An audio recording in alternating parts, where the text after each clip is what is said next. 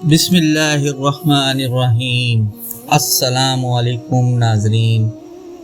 ان دونوں بھائیوں کے واقعے کا تعلق بھی حضرت آدم علیہ السلام سے ہی ہے۔ بڑے بیٹے کا نام قابل ہے، اس کے ساتھ جو لڑکی پیدا ہوئی وہ نہایت خوبصورت تھی۔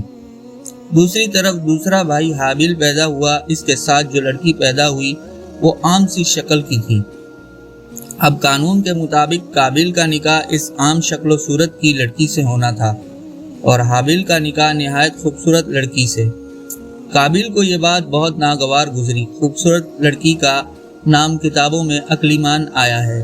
قابل نے صاف کہہ دیا کہ اس کی شادی اکلیمان سے ہوگی۔ اس پر حضرت آدم علیہ السلام نے فرمایا، تم دونوں اپنی اپنی قربانی پیش کرو، جس کی قربانی منظور ہوگی اکلیمان سے اس کی شادی کر دی جائے گی۔ قربانی کے لیے حابیل اپنے ریوڑ سے ایک بہترین دمبا لے کے گیا۔ قابل کی نیت خراب تھی، وہ خراب قسم کا غلہ لے گیا۔ اس وقت ہوتا یہ تھا کہ جس کی قربانی کو اللہ تعالیٰ قبول کر لیتا تھا، اس کی جنس کو ایک آگ آ کر جلا دیتی تھی۔ جس کی قربانی منظور نہ ہوتی تھی، اس کی جنس کو وہ آگ نہ جلاتی تھی۔ اس طرح اللہ تعالیٰ کی طرف سے آگ آئی اور حابیل کے دمبے کو جلا گئی۔ قابل کا ردی غلہ جوں کا توں پڑا رہ گیا۔ قابل یہ توہین برداشت نہ کر سکا، اس نے طیش میں آ کر کہا، اب میں تجھے قتل کر دوں گا۔ اس پر قابل نے جواب دیا، اللہ تعالیٰ صرف پرہیزگاروں کی قربانی قبول کرتا ہے۔ اگر تم نے مجھے قتل کرنے کے لیے میری طرف ہاتھ بڑھایا تو پھر میں تمہاری طرف ہاتھ نہیں بڑھاؤں گا۔ بے شک میں اللہ تعالیٰ سے ڈرتا ہوں جو ساری مخلوق کا رب ہے۔ میں تو چاہتا ہوں کہ تو میرا گناہ بھی اپنے ذمے لے لے، اس طرح تو دوزخیوں میں ہو جائے۔ قابل نے حابیل کی باتوں کی طرف کوئی توجہ نہ دی اور موقع کی تلاش میں رہنے لگا۔ آخر اسے موقع مل گیا۔ حابیل جنگل میں ایک پتھر پر سر رکھے سو رہا تھا۔ قابل آیا، اس نے ایک اور پتھر اٹھا کر اس کے سر پر دے مارا۔ اس طرح اس نے اپنے بھائی کو قتل کر دیا۔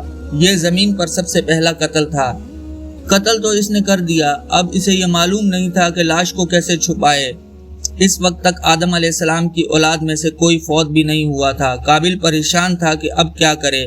ایسے میں پروردگار نے دو کووں کو بھیجا، ایک نے دوسرے کو مار ڈالا، پھر زمین کو رید کر گڑھا بنایا اور اس میں مردہ کوے کو رکھ کر اس پر اوپر مٹی ڈال دی۔ اس طرح اسے دفن کرنے کا طریقہ معلوم ہوا۔ قابل نے اپنے بھائی حابیل کو قتل کر دیا، لیکن قتل کر کے وہ بہت پچھتایا۔ حضرت عبداللہ بن مسعود رضی اللہ تعالیٰ عنہ سے روایت ہے کہ آن حضرت صلی اللہ علیہ وآلہ وسلم نے فرمایا، دنیا میں جب بھی کوئی ظلم سے قتل ہوتا ہے تو اس کا ایک گناہ آدم علیہ السلام کے بیٹے قابل کی گردن پر ضرور ہوتا ہے، اس لیے کہ یہ وہ شخص ہے جس نے ظالمانہ قتل کی ابتدا کی اور یہ ناپاک طریقہ جاری کیا۔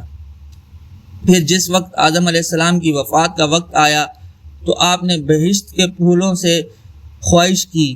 کمزوری کی وجہ سے خود ان میں حرکت کرنے کی سخت نہیں تھی۔ آپ نے اپنے بیٹوں سے کہا، تم خانہ کعبہ جاؤ، وہاں میرے لیے اللہ تعالیٰ سے جنت کے پھل مانگو۔ یہ بات انہوں نے اس لیے کہی تھی کہ اس وقت جو کوئی خانہ کعبہ میں جا کر دعا کرتا تو دعا منظور ہوتی تھی۔ آپ کے بیٹے گھر سے روانہ ہوئے تو حضرت جبرائیل علیہ السلام دو فرشتوں کے ساتھ نازل ہوئے اور بیٹوں کو واپس حضرت آدم کے پاس لے آئے۔ حضرت حوا نے موت کے فرشتے کو دیکھا تو ڈر گئیں اور حضرت آدم کے قریب ہونے لگیں۔ اس پر آپ نے فرمایا، میرے اور میرے رب کے درمیان حائل نہ ہو۔